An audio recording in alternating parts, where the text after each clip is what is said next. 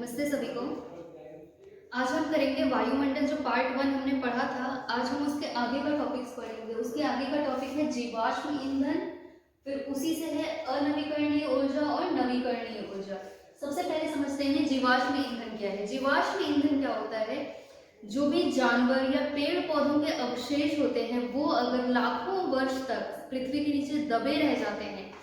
पृथ्वी क्या है, बहुत सारे, पृथ्वी भी तो जैसे वायु का बहुत सारा परत है, पृथ्वी भी तो ऐसे ही, ऐसा तो नहीं है कि बस इतना सा ही पृथ्वी है। पृथ्वी तो यहाँ से लेकर यहाँ तक है।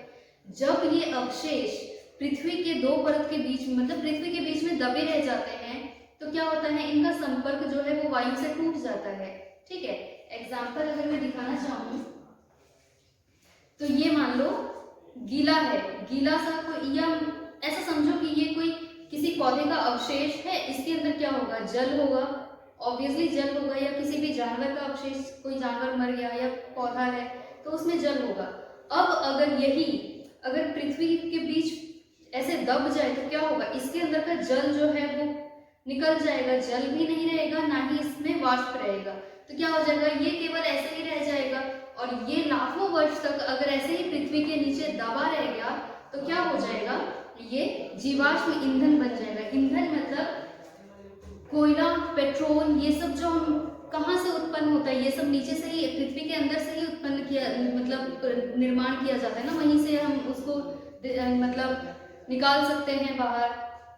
पृथ्वी से ही हम लोग निकालते हैं। तो ये पृथ्वी में आया कैसे, कहाँ से आया?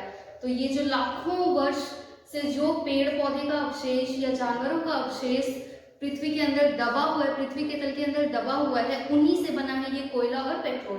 ठीक है, अब समझेंगे अनवीकरणीय ऊर्जा।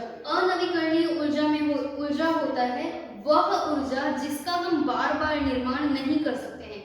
जैसे हमने जीवाश्म ईंधन में पढ़ा ना, अभी जीवाश्म ईंधन से ही कनेक्टेड है ये अनवीकरणीय ऊर्जा।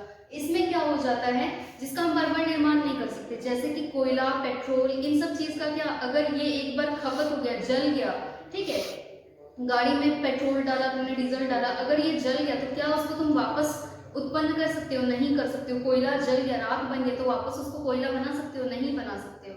ठीक है, तो ये हो जाता है अनवीकरणीय ऊर्जा, जिसका हम बार बार निर्माण नहीं कर सकते हैं। उसके बाद आ जाता है हमारा नवीकरणीय ऊर्जा। नवीकरणीय ऊर्जा में क्या हो जाएगा? सौर ऊर्जा, जल ऊर्जा, ये सब क्या है? पवन ऊर्जा, ये सब क्या है? नवीकरणीय ऊर्जा में है, जिसे हम बार बार उत्पन्न कर सकते हैं। सौर ऊर्जा से क्या हो सकता है? जो सूर्य की रोशनी से जो प्रकाश आता है, उसी की वजह से सोलर पैनल चार्ज होता है, जिससे इलेक्ट्रिसिटी, विद्युत उत्पन्न किया जाता है। ये सब चीज, पवन ऊर्जा, ये सब चीज क्या है? ये सब प्राकृतिक चीजें हैं, इनका निर्माण बार बार किया जा सकता है। इनसे जो भी चीज उत्पन्न होता है, मान लो विद्युत उत्पन्न होता है या जो भी चीज उत्पन्न होता है, उसको बार बार निर्माण कर सकते हैं हम इस चीज का, इन ऊर्जा का उपयोग करके। ठीक है, तो ये डिफरेंस है नवीकरणीय ऊर्जा और अनवीकरणीय ऊर्जा में। उसके बाद है ऊर्जा संकट को रोकने के उपाय। ठीक है, ऊर्जा संकट को कैसे रोका जा सकता है? ऊर्जा संकट को रोका जा सकता है, हम नवीकरणीय ईंधन का उपयोग कर सकते हैं। घर में जितना ईंधन का आवश्यकता हो उतना ही हम, या जितना ऊर्जा का आवश्यकता हो उतना ही हमें इस्तेमाल करना चाहिए। उसके बाद हम खाना बनाने के लिए जो बर्तन है, बर्तन का आकार होता है या बर्तन होते हैं जैसे प्रेशर कुकर, इन सब में क्या होता है, खाना जल्दी बन जाता है। तो क्या हो रहा है, जो ऊर्जा जा रहा है उसमें व्यय हो रहा है, वो कम हो रहा है। ठीक है, तो ऐसे बर्तन का उपयोग करना चाहिए जिसमें ऊर्जा कम लगे। और हम लोग ऐसे भी बोल सकते हैं कि जब हमें आवश्यकता हो तभी हमें ऊर्जा का उपयोग करना चाहिए, वरना नहीं करना चाहिए, ऐसे ही वेस्ट नहीं करना चाहिए। और हम बोल सकते हैं सौर हीटर और सौर कुकर का इस्तेमाल करना चाहिए। सौर हीटर, सौर कुकर, ये सब चीज किससे चलते हैं? सौर ऊर्जा से। और सौर ऊर्जा तो सूर्य से आ रहा है, ये तो खपत नहीं हो रहा है ना, खपत हो रहा है लेकिन क्या हो रहा है, उसका निर्माण बार बार हो रहा है, तो सौर ऊर्जा का उपयोग करना चाहिए। और जैसे अगर वाहन का मैं बात करूं, वाहन वगैरह क्या बोलते हैं, आजकल सभी अपना अपना वाहन का इस्तेमाल करते हैं, मैक्सिमम लोग अपना स्कूटी, अपना बाइक, अपना गाड़ी। तो इससे क्या होता है, ज्यादा पेट्रोल, ज्यादा डीजल जल रहा है ना। अब इसकी जगह पे क्या किया जा सकता है? इसकी जगह पे सार्वजनिक वाहन का भी उपयोग किया जा सकता है। सार्वजनिक वाहन का उपयोग करने से क्या होगा, हर एक अलग अलग गाड़ी का पेट्रोल वेस्ट नष्ट नहीं होगा। एक ही गाड़ी में अगर सभी जा रहे हैं तो कम उपयोग होगा, उपयोग क्या, कम वेस्ट हो रहा है, वहां पे यूज हो रहा है लेकिन वेस्ट होने से बच रहा है। साइकिल का उपयोग करना चाहिए और जहां पैदल चल सके वहां पैदल चलना चाहिए। तो ऐसा सब चीज करके क्या कर सकते हैं, हम ऊर्जा संकट को रोक सकते हैं। ठीक है, उसके बाद है सौर ऊर्जा। सौर ऊर्जा क्या है, पृथ्वी पर ऊर्जा का अगर बोले तो सबसे बड़ा स्रोत है सौर ऊर्जा। सौर ऊर्जा क्या होता है, जो सूर्य से हमें ऊर्जा मिलती है। सूर्य में क्या है, हल्के तत्व हैं जैसे हाइड्रोजन, हीलियम, ये सब हैं जिसमें विस्फोट होता रहता है। इसके कारण क्या होता है, एनर्जी रिलीज होता है, मतलब ऊर्जा उत्पन्न होता है। और इन ऊर्जा का उपयोग कहाँ कहाँ कर सकते हो, इन ऊर्जा का उपयोग कर सकते हो सोलर हीटर से जल गर्म कर सकते हैं, सोलर कुकर में खाना बना सकते हैं, फिर हाँ, हरे पेड़ पौधे अपना भोजन तैयार कर सकते हैं। ये सब उपयोग है सौर ऊर्जा का। ये सब बुक में दिया हुआ है पेज नंबर 6 में, एक बार देखना और पढ़ना। उसके बाद का टॉपिक है हमारा पवन ऊर्जा। पवन ऊर्जा में क्या होता है, वायु में जब गति होती है तब वो पवन कहलाता है। अब इसको समझेंगे अच्छे से। जब वायु में गति होगी मतलब कि वायु या तो स्थिर रहेगा, या तो हवा नहीं चल रहा होता है, या तो हवा चल रहा होता है, मतलब कि या तो वायु स्थिर है या तो वो गति में है। जब वायु गति में रहता है तब वो कहलाता है पवन। अब ये समझो कि गतिज ऊर्जा होता है पवन में। गतिज ऊर्जा क्यों होता है, क्योंकि ये हम सभी जानते हैं कि जब भी कोई चीज गति में होती है तो उसके अंदर क्या होता है, गतिज ऊर्जा होता है। इसी गतिज ऊर्जा की वजह से जो पवन चक्की वगैरह है वो सब घूमते हैं, और वो जो घूम रहा है उसी से विद्युत उत्पन्न किया जाता है। तो इसका उपयोग यहाँ पे हो गया, पवन ऊर्जा का उपयोग यहाँ पे हो गया। और भी उपयोग दिए गए हैं तुम्हारे बुक में, उसको एक बार पढ़ना।